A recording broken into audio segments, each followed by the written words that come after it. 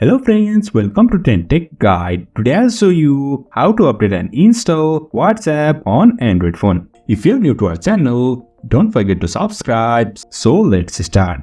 First of all, you can see I'm here in my Android phone. Now I'll tap on this Play Store and now search for WhatsApp. After that, on the top you can see my WhatsApp Messenger is installed.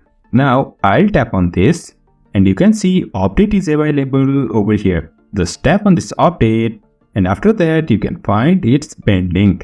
That means our WhatsApp is being updated. And now you can see download is started. The download speed depends on internet speed as well as your device performance. As soon as it reaches 100%, it will be automatically installed on our phone. Now you can see my download is completed.